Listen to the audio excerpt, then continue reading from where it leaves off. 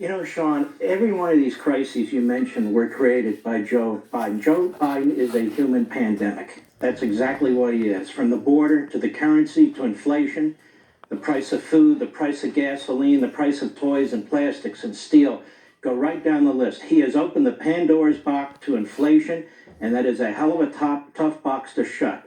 But the Democrats are used to these sort of things since they create inflation and recession and depressions all the time, taking our money and money that doesn't even exist and throwing it all over the place to give money to its base as they follow this Marxist ideology of class warfare and oppression, oppressor.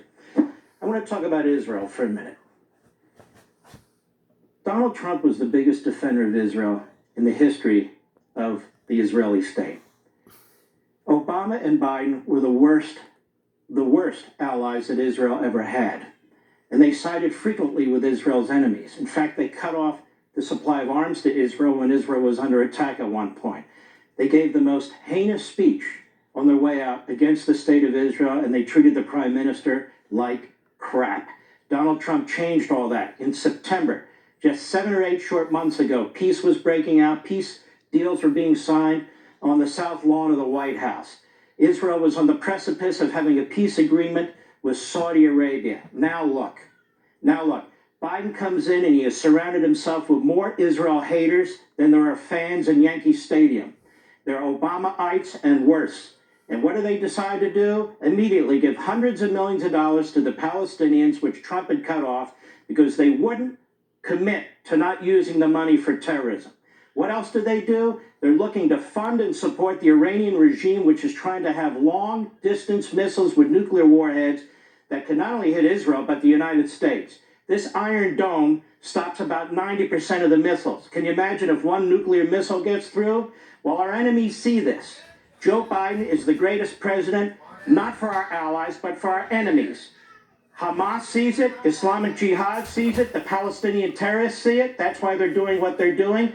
The communist Chinese see it. They thumb their nose at Biden. Putin sees it. They all see it. It's much more dangerous world as a result of Biden being in the Oval Office. He is absolutely pathetic. He's undermined our military. He's undermined law enforcement. The borders are wide open. He's killing the currency. Inflation's going through the roof. He's the Jimmy Carter of our he's the Hugo Chavez of our economic system. His foreign policy is much like Jimmy Carter's foreign policy. Now, I have a question to ask. I have a question for President George W. Bush and Vice President Dick Cheney. Where the hell are you guys? Can't you get the chips off your shoulders? Donald Trump defeated your candidates and defeated your brother fair and square. The American people supported you. Those of us who are watching now, many patriotic Americans, tens of millions, voted for you, supported you. You asked them for your support. They defended you when you came under attack by the same people who attacked Donald Trump. And you have done nothing. You've said nothing about what Joe Biden is doing. Are you not concerned about what Joe Biden and his party is doing in our classrooms and indoctrinating our children on racism? Are you not concerned about what's going on the border, the drugs, MS-13, the sexual attacks that are going on? Are you not concerned about the efforts to destroy the independence of the judiciary and the Supreme Court? Are you not concerned about their efforts to pack the Senate for all time, to undermine the Electoral College? Are you not concerned about their effort to steal our electoral system so Democrats can't can't lose any time in our history?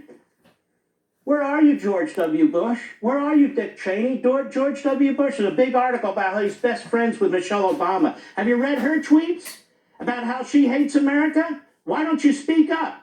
And Dick Cheney, with all due respect, I supported you. I supported your daughter, of course.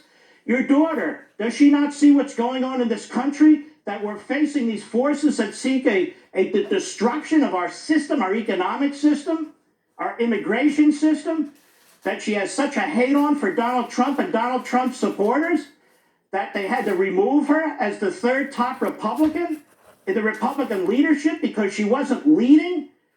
This never-Trumper crap has to stop. You never-Trumpers, you left-wing Democrats, and of course the media and the rest, you brought us to this point.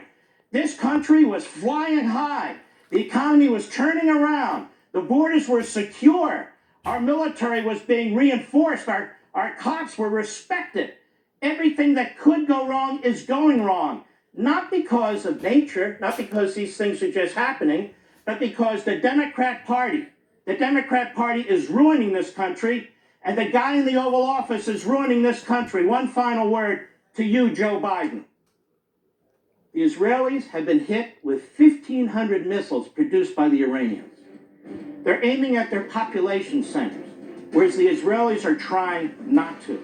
And the best you can say, Joe Biden, is the Israelis have the right to defend themselves.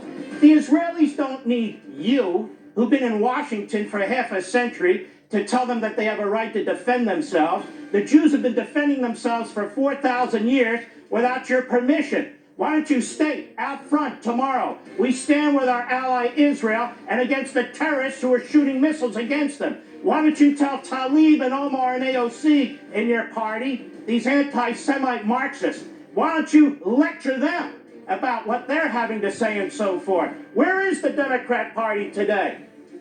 You're destroying America. You're undermining our ally. And let me say it again. If Donald Trump were president, none of this would be happening. I'm done.